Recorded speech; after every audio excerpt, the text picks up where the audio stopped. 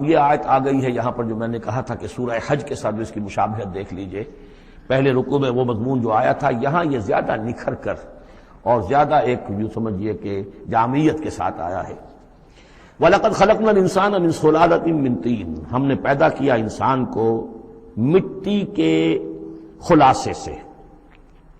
سلالہ کہتے ہیں کسی چیز کا کشید کر لینا جو اس کا جو اصل جوہر ہو. سلہ کسی نے اگر نکالی اپنی تلوار جو ہے میان میں سے گھسیٹ لی، اسے سلہ کہتے ہیں. تو تلوار مسلول وہ ہے کہ جو تلوار ننگی ہے جو اپنے نیام سے باہر آ گئی ہے. تو یہ سلالہ زمین کی مٹی سے کشید کی ہوئی چیز، یہ جوہر جو ہے مٹی کا، انسان کی تخلیق کا آغاز اس سے ہوتا ہے. جو میں نے کہا تھا کہ نطفہ جو بنتا ہے باپ کے جسم میں کہاں سے بنتا ہے؟ یہی غذا ہے، مٹی سے آ رہی ہے، چاہے اناج ہے، چاہے گوشت ہے، پروٹین ہے، کچھ ہے، یہی سے زمین ہے. تو اسی سے تو نطفہ بنا تھا نا، جس سے کہ جا کر پھر وہ رحم مادر کے اندر جا کر وہ بیج کی طریقے پر ایک جگہ دفن ہو جائے گا. تو وہ کہاں سے آیا؟ من صلالۃ من طین. یا تو یوں کہیے کہ آدم کی تخلیق سے تذکرہ ہو رہا ہے، لیکن میرے نزدیک جو تعبیر میں کر رہا ہوں وہ زیادہ صحیح ہے کہ یہ ہر انسان کی تخلیق کا بھی آغاز جو ہو رہا ہے، اس نطفے کا بھی کہ جو اس کا نقطہ آغاز ہے وہ بھی کہاں سے ہے؟ صلالۃ من طین. زمین اور گارے ہی اور مٹی ہی کے یہ جوہر ہیں جو کشید کر کے جسم میں گئے ہیں، اور اس سے باپ کے جسم میں وہ نطفہ جو ہے بنا ہے. ثم جعلناہ نطفۃ فی قرار مکین، پھر ہم نے اسے ایک بوند کی شکل میں ٹپکایا ایک ایسی جگہ پر جو بڑی مضبوط ہے، بڑی جمے ہوئے ٹھکانے میں. یوٹرس جو ہے، رحم جو ہے، یہ بہت مضبوط ایک آرگن ہے، اس کی دیوار جو ہے وہ بہت مضبوط ہے. اس کے اندر جا کر وہ بیج کی طرح پر دفن ہوتا ہے. فرٹیلائزڈ اووم جو ہے وہ سب سے پہلے جا کر اس کے اندر دفن ہو جاتا ہے، اس کی دیوار کے اندر ایمبیڈڈ، جیسے کہ بیج زمین کے اندر جاتا ہے اور وہ زمین کے اندر چھپ جاتا ہے. ثم خلقنا النطفۃ علقۃ، میں نے عرض کیا تھا کہ علقہ کا ترجمہ یہ بالکل غلط ہے جو ہوتا آیا ہے، اور اس کی وجہ یہ ہے کہ اصل میں جو ہماری جو بھی معلومات تھیں وہ ظاہر بات ہے مشاہدے کی بنا پر ہی تھیں. ابھی نہ تو کوئی ڈسیکشن تھی اور نہ کوئی ابھی مائکروسکوپ تھی کہ ان چیزوں کو سمجھا جا سکتا. تو چونکہ جب بھی کبھی کوئی فرض کیجئے کسی کا کوئی حمل ہے ابتدائی، وہ گر گیا ہے، تو نکلتا کیا تھا وہاں سے؟ جمے ہوئے خون کے لوتھڑے نکلتے ہیں. تو یہ سمجھا گیا کہ یہ جو پہلی شکل ہوتی ہے انسان کی جو وجود ہوتی ہے وہ رحم کے اندر یوٹرس میں، وہ جمع ہوا خون کا لوتھڑا. تو ترجمہ ہمیشہ یہ کیا گیا علقہ کا کہ جمے ہوئے خون کی پھٹک سے اور جمے ہوئے خون کے لوتھڑے سے. حالانکہ عین لام قاف کا کیا تعلق خون کے ساتھ ہے؟ اس سے لفظ معلق بنا ہے، متعلق بنا ہے، تعلق بنا ہے، علاقہ بنا ہے. یہ تو لفظ جو ہے اس کے معنی کیا ہے؟ تو اب معلوم ہوا ہے ہمیں کہ صحیح مفہوم کیا ہے کہ جب پہلے تو وہ امبیڈ ہو جاتا ہے، وہ جو نطفہ ہے ماں کے رحم کی دیوار میں، پھر وہ اس سے نکل کر لٹکنے لگتا ہے اس کے ساتھ، دیوار کے ساتھ.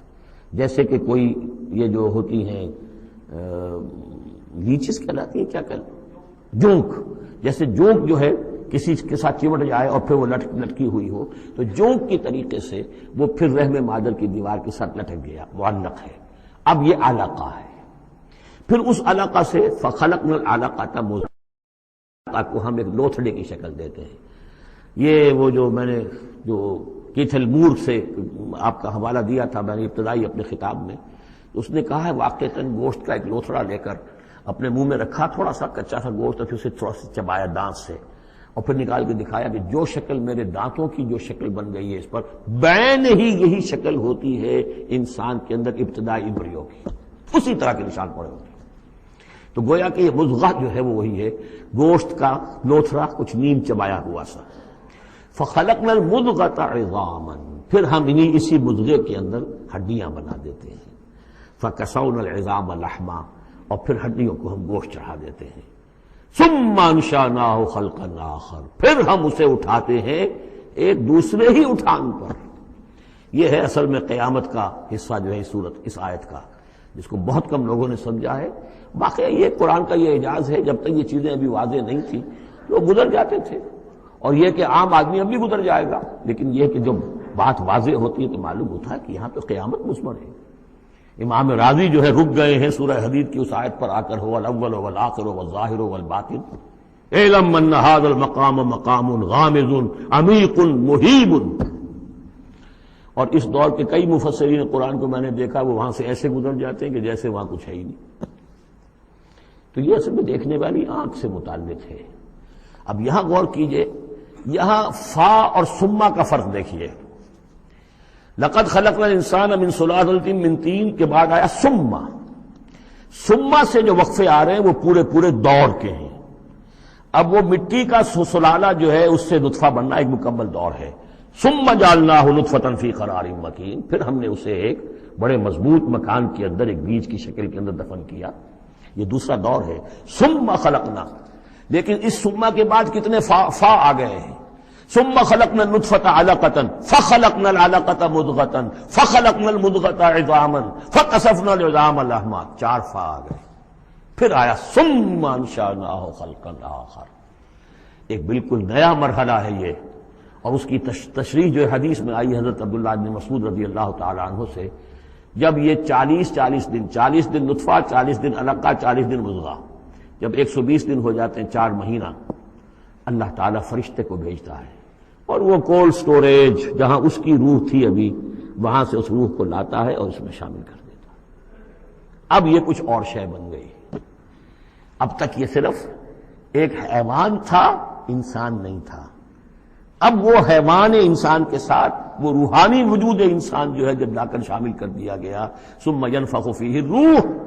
لیکن اس حدیث کو بھی لوگوں نے سمجھا روح سے مراد جان ہے، حالانکہ ہمیں معلوم ہے کہ یہ جو 4 مہینے ہیں تو کیا بے جان تھا وہ؟ معاذ اللہ، وہ تو جو مرد کا سپرمیٹوزوون ہے وہ بھی زندہ ہے، لیونگ ہے، ماں کا جو اووم ہے وہ بھی زندہ ہے، زائگوٹ ہے وہ بھی زندہ ہے، مردے کا تو سوال ہی نہیں۔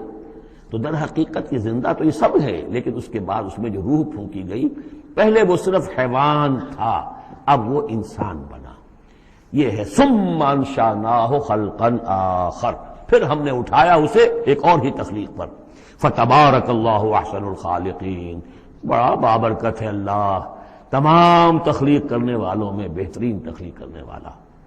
ثم انکم بعد ذلک لمیتون، پھر تم اس کے بعد پھر تمہارے اوپر موت وارد ہوگی، ایک نیا دور آئے گا تمہارا۔ ثم انکم یوم القیامت تبعثون، پھر تم قیامت کے دن دوبارہ اٹھا لیے جاؤ گے۔ یہ ہے گویا کہ حیات انسانی کے مختلف مراحل کی بہترین اور جامع ترین۔ اس موضوع پر یہ جو ہے جگہ، یہ سروائے سلام ہے قرآن مجید کا۔